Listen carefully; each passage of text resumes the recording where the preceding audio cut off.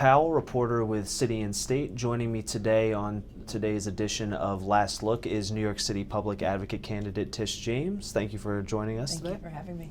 So I just wanted to start off by asking you why you decided to enter the race for public advocate, and if you could kind of go into your vision for the office should you be elected.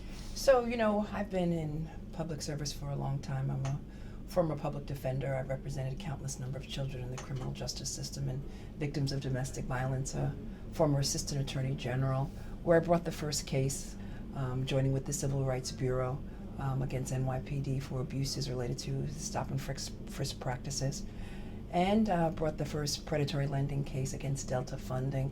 And then, as you know, I worked in the state legislature where I negotiated welfare reform and drafted a wide range of bills in the state legislature, including a bill that would provide grandparents, give them standing in court to fight for their grandchildren. And then as a member of the New York City Council, where I won on the Working Families line, the first individual to win on an independent line in some time, an effort that was as a result of the district that I represent drafting me, Fort Greene, Clinton Hill, Prospect Heights, Crown Heights, a little bit of Bedford-Stuyvesant. And so after serving in the city council now for 10 years, there was a choice. I could have run for re-election, or I decided to move on and do something else. And I've decided to take advantage of this opportunity to run for public advocate because, I've been an advocate on a wide range of issues, speaking on behalf of those who have historically been ignored and those who are feeling squeezed out of the city of New York because of rising prices, focusing on affordable housing and focusing on the need for more jobs in the city of New York. And I just decided that that we needed a voice in the city administration who's standing up for middle-income families and working people in the city of New York. And so I'm running for public advocate because I guess to some extent I've been advocating all of my career, and I plan to do that as the next public advocate. Now, the public advocate office is a notoriously underfunded operation. So you talked about using creativity and innovation. So how would you use those things to overcome the lack of resources in the office? Nick, you raise a great question. So, the office has been underfunded. As I go all throughout the city, a lot of people think that Mark Green is still the public advocate. But when Mark Green was the public advocate several years ago, he had about $6 million. And he had a number of attorneys and excellent staff. And then the office was cut under the leadership of Betsy Galpon, who did a great job with much less resources. And then under the current public advocate, Bill de Blasio, for whatever reason, his budget was cut even more, to the point that he's operating with a budget about $1.8, $1.9 million, has a staff of about 18 or 19 individuals, and his staff primarily focuses on the ombudsman office staffing that. And so he's really not in a good position to do his responsibilities and his duties under the charter, as mandated under the charter. It's a difficult opportunity. It's a difficult role for him to perform those duties because of his budget has been decimated. And I believe, and I would argue, and I have argued, that I believe that this administration and the city council were in violation of the charter, that the public advocate cannot perform their role given these meager resources. And like the Office of Independent Budget Office, I believe that the Office of Public Advocate should be not funded, and its funds should be based upon whether or not the mayor or the speaker of the city council, or the city council as a whole, whether or not you're in good standing with those two individuals. The question really should be whether or not the Office of Public Advocate can operate independently of the mayor and of the city council. And so to that extent, just like IBO, it should be tied to the budget and should not depend upon this political dance that we have to go through each and every year. And if in fact you find yourself in conflict with the mayor and or the speaker of the city council, you find your budget being cut, that should really not be the case. It should be an independent voice for the public, and it should not be tied to the mayor and or the city council, depending upon them to restore their budget. Saying all of that, the Office of Public Advocate the next public advocate should not be an individual who raises funds from private sources. The Office of Public Advocate should be funded by the public and should be accountable to the public and the public only. Now, you've gotten a lot of organized labor support in your campaign for public advocate.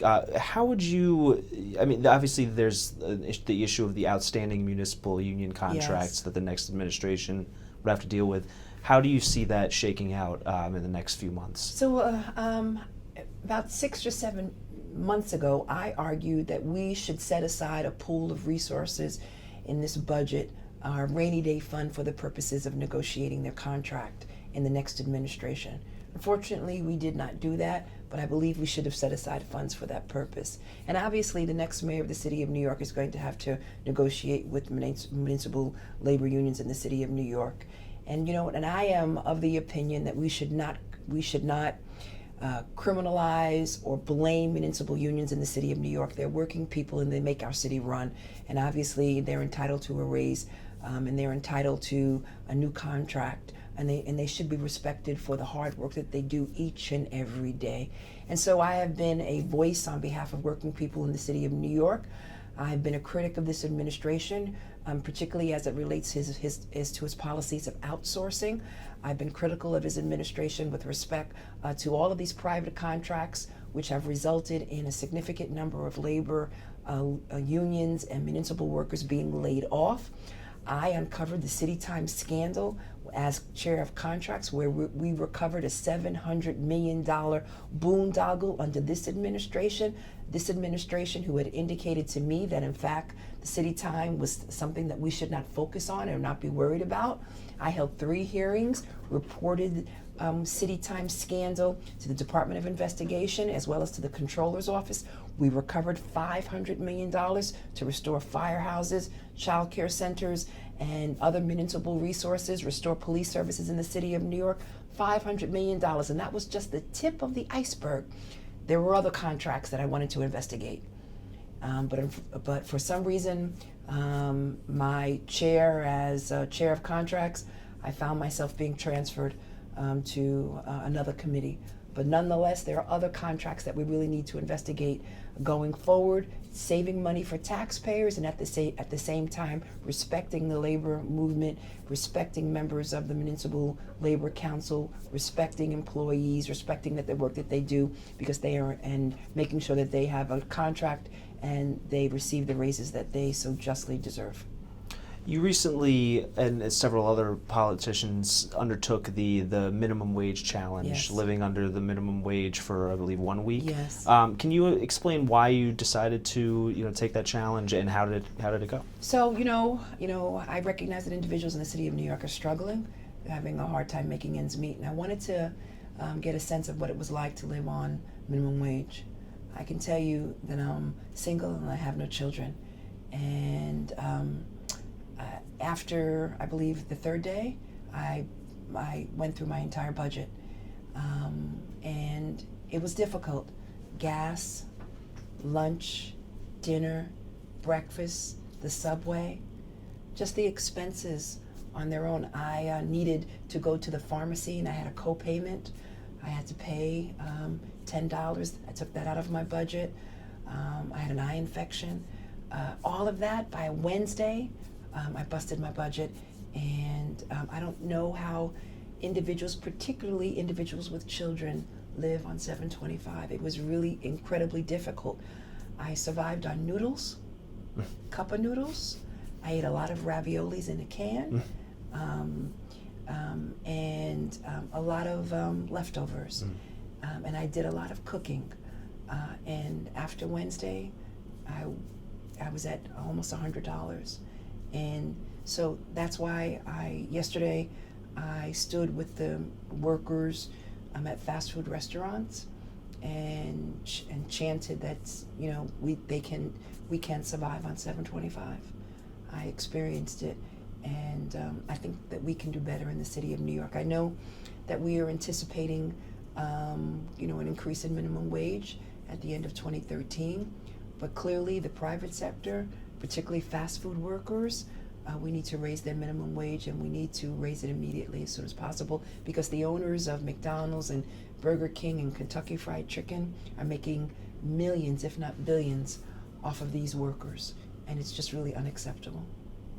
Another issue that's gotten a lot of attention during this campaign recently is the conditions of the NYCHA facilities in the Yeah. city.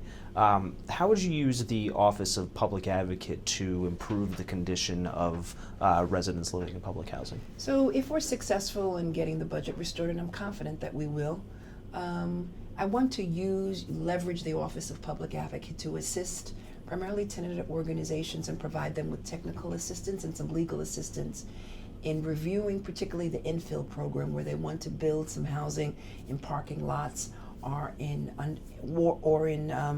underutilized spaces in and around public housing, particularly in Manhattan, Douglas houses, and others. And I want to use attorneys, I want to use engineers, I want to use architects. I want to use my connections with all of these professional organizations throughout the city of New York and have them offer pro bono services to a number of residents of public housing. In addition to that, I would like to organize a number of public housing residents and inform them and educate them with regards to the process, particularly in challenging NYCHA. In addition, it's really critically important that we transform NYCHA.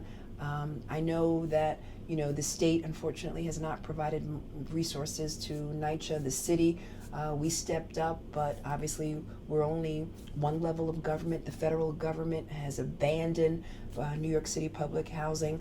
These are austere budgets that we are experiencing on the federal level. And unfortunately, the federal government has turned its back on public housing, and we are seeing, fortunately, the intentional neglect. It's not benign neglect, it's intentional neglect. Sequestration has hurt public housing as well. And so what we really need to is draw attention to public housing. It was wonderful that Reverend Sharpton brought the mayoral candidates and asked that they have a sleepover at public housing, but people are living each and every day under very challenging conditions. They do the best that they possibly can. People have stereotyped residents of public housing, but most of the residents of public housing that I represent and all throughout the city of New York are good, hardworking people. They get a bad rap, and unfortunately, government has turned its back on low and moderate income people in the city of New York. And what we really need to do is stand with them, help them, provide them with resources, and provide them with the technical and professional assistance that they need to challenge this infill program where they want to build middle income and or luxury housing in and around their underutilized property. Tish James, New York City Public Advocate candidate, thank you for joining us today. Thank you very much. For more editions of our Last Look, please visit our website at www.cityandstateny.com.